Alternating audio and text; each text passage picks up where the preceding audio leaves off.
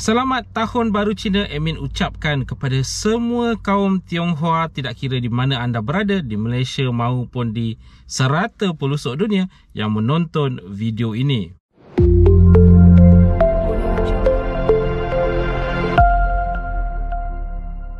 Assalamualaikum, salam sejahtera. Jumpa lagi di channel Herwan Nabi. Okay guys, kepada mereka yang belum lagi subscribe ke channel ini, jangan lupa tekan pada butang subscribe, tekan juga pada butang loceng. Thank you guys. Dalam kenyataan yang dikeluarkan di laman sesawang rasmi bajet ataupun belanjawan 2023 iaitu budget.mof.gov.my, ada menyatakan sedikit sebanyak berkaitan dengan permohonan baru dan kemas kini untuk sumbangan tunai rahmah ataupun STR yang baru-baru ini diumumkan oleh Perdana Menteri Malaysia. Penjenamaan semula bagi bantuan tunai kepada rakyat Malaysia yang mana sebelum ini dikenali sebagai Bantuan Keluarga Malaysia 2022 untuk tahun lepas. By the way guys, untuk pembayaran bagi fasa pertama rasanya hampir lengkap. Mungkin ada segelintir lagi pihak yang masih belum menerima, terutama sekali yang menerima secara tunai. Dan ada juga segelintir yang menerima ke dalam akaun bank masih lagi belum menerima. Berkemungkinan besar akan diteruskan pada minggu hadapan kerana sekarang adalah cuti umum. Okey, berkaitan dengan permohonan baru serta kemas kini untuk sumbangan tunai rahmah, jika anda melihat ke dalam laman sesawang rasmi untuk bajet 2023 iaitu budget.mof.gov.my, ada menyatakan berkaitan dengan permohonan baru serta kemas kini ini, di mana seperti ramai yang sedia maklum untuk pembayaran bagi sumbangan tunai rahmah pembayaran fasa pertama, tidak ada permohonan baru perlu dihantar, di mana kelulusan adalah berdasarkan kelulusan Bantuan Keluarga Malaysia sehingga 31 hari bulan 12 2022 setelah disemak silang dengan daftar kematian untuk tahun 2022. Bermakna katakanlah penerima-penerima Bantuan Keluarga Malaysia pada tahun 2022 telah pun meninggal dunia. Jadi itu akan diambil kira, akan di-adjust kembali mengikut situasi-situasi terkini. Sebagai contoh, jika katakanlah yang meninggal itu adalah penerima bujang, bermakna tiada bayaran lagi akan diteruskan untuk pembayaran bagi sumbangan tunai rahmah bagi pembayaran fasa pertama.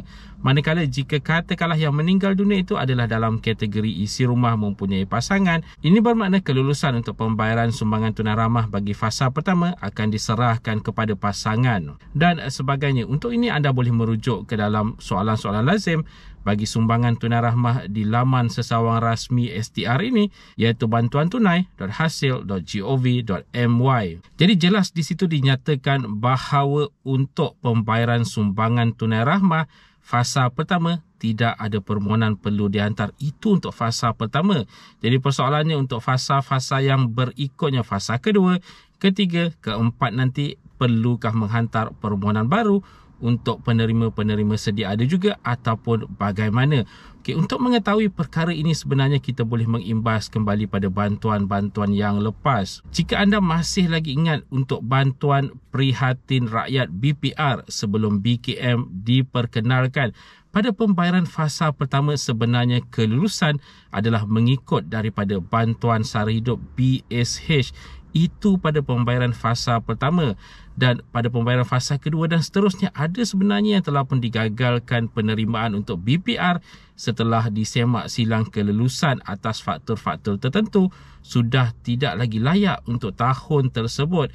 Jadi perkara yang sama bakal terjadi sebenarnya untuk sumbangan tunai rahmah ini, di mana pembayaran fasa pertama mengikut kelulusan BKM, di mana selepas kelulusan BKM itu ada perkara-perkara yang telah terjadi, ada faktor-faktor penentu yang telah terjadi yang boleh menyebabkan seseorang yang telah pun diluluskan BKM ini tidak lagi layak untuk menerima sumbangan tunai rahmah.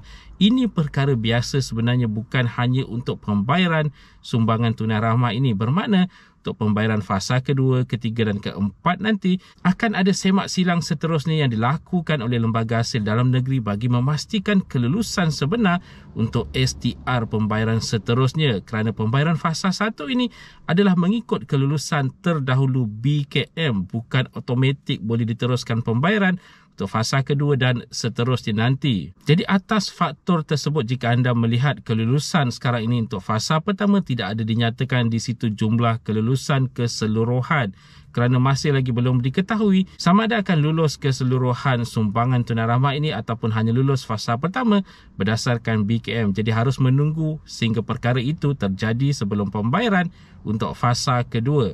Dan seperti biasalah, bagi mereka yang mungkin baru layak untuk menerima sumbangan tunai rahmah ini pada tahun 2023 ini, mungkin sebelum ini BKM tidak layak, anda perlu menghantar permohonan baru nanti, di mana jika diluluskan, pembayaran akan bermula dalam fasa yang seterusnya nanti. Bagi mereka yang bertanya berkaitan dengan kemas kini, di mana sebenarnya admin telah pun mewar-warkan sebelum ini bahawa kemas kini sekarang ini masih lagi belum dibuka.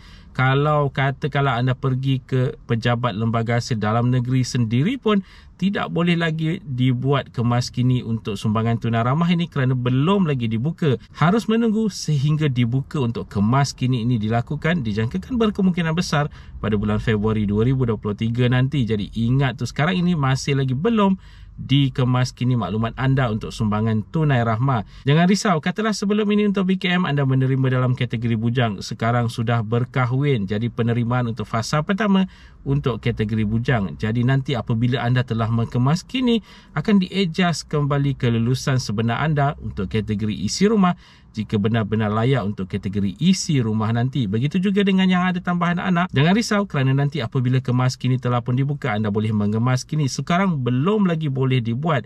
Yang bertanya sama ada boleh pergi ke lembaga hasil dalam negeri ataupun tidak untuk kemas kini, belum lagi boleh dibuat sekarang ini. Ingat tu, apa-apa pun untuk mendapatkan informasi terkini berkaitan dengan sumbangan tunai rahmah ini, anda boleh berkunjung ke laman sesawang rasmi STR iaitu bantuantunai.hasil.gov.my. Okey guys, itu dia tadi sedikit sebanyak perkongsian di dalam video pada kali ini. Jika anda ada sebarang komen, sebarang pertanyaan, anda boleh tinggalkan di ruangan komen di bawah. Dan kepada mereka yang belum lagi subscribe ke channel ini, jangan lupa tekan pada butang subscribe, tekan juga pada butang loceng.